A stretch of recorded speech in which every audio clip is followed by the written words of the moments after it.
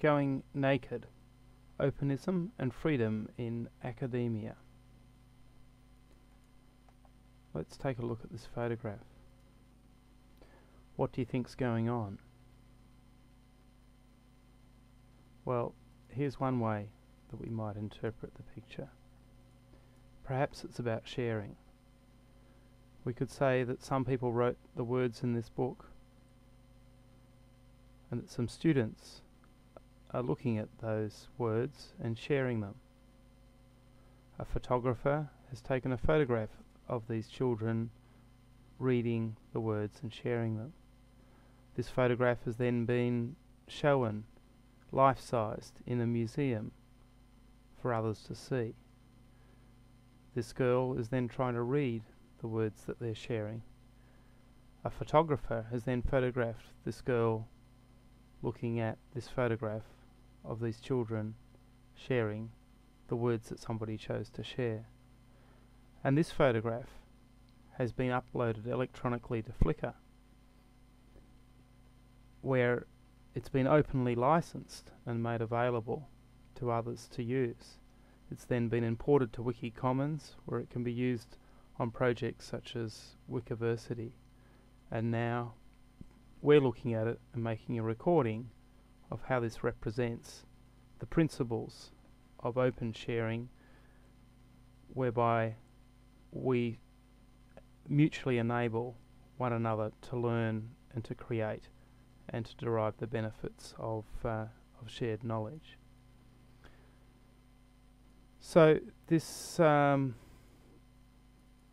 presentation is about explaining the notion of open academia, and it has several key premises, but the key one is that academia is fundamentally about sharing. We'll also talk about 5 suggested pillars of open academia, because it's more than just one or two things. It involves several key components, the application of openism to all aspects of being in academia. And finally, we'll talk about some ways to possibly move towards and implement open academia to a greater extent. Academia is about sharing. Albert Einstein and other well-recognized academics have made and supported similar observations. According to Albert Einstein, if I give you a penny, you will be 1 penny richer and I'll be 1 penny poorer. But if I give you an idea, you will have a new idea, but I shall have it too. And this refers to the fundamental cultural mistake we've made with regard to ideas and intellectual property. We're applying property law, which involves the law of objects, the law of things that if you give them away, you don't have them anymore. But intellectual ideas have a different nature, such that they can be shared and the originator can still have full access to that idea, and also the results of sharing the idea.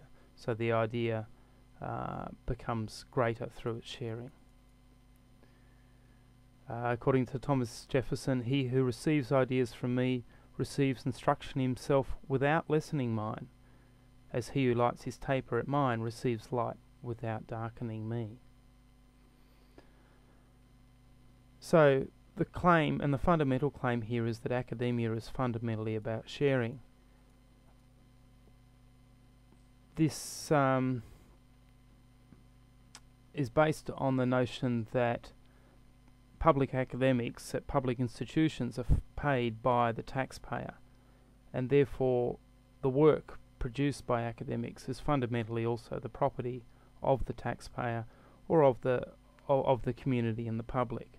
So it's not just about teaching a group of students, it's also about conducting that class with a group of students in such a way that the benefits, the material, the knowledge, the opportunities, the information from that teaching are also accessible and available to the public to use. And I distinguish here between the low game of academia, which is the greedy, competitive game of academia, where it's dog eat dog, and the goal is to withhold information until you have proven yourself more successful than others in some kind of competition. And the higher game of academia, which is to engage selflessly in the process of contributing to collective knowledge by freely disseminating one's knowledge and activities. So this claim is summarised as academics are public servants, and thus our work is public property. The second claim with regard to open academia is that the default is becoming open. And by this I mean that the cultural standard for public institutions is increasingly moving towards a default is open philosophy and practice, or at the very least, a default is open expectation and debate. It's also true that several areas of business are participating in this evolution. Now, some have challenged that there's also a trend towards closedness, and within certain aspects of the system we see it becoming more open, and in other aspects more closed.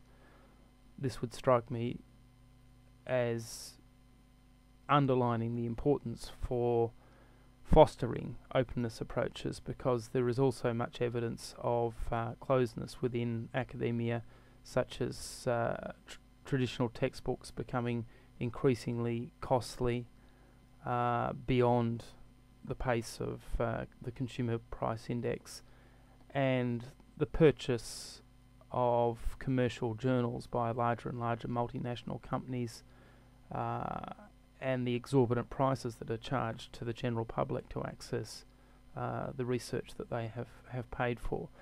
So these are examples where things are becoming more closed, and it's all the more reason that we need a cultural emphasis within public universities on fostering the spirit of openness. It also seems to be the case that the biggest barriers to openism in academia are not legal or technical, but rather cultural, organisational and psychological.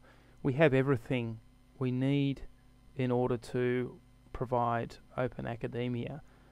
All that is lacking is the will, the know-how, the cultural change and the cultural evolution, and the change at an individual behavioural level. So we're in the habit, for example, of using closed textbooks, closed websites for teaching, publishing, and closed rather than open journals, using proprietary software, not making our work openly available, and not engaging in open management of universities.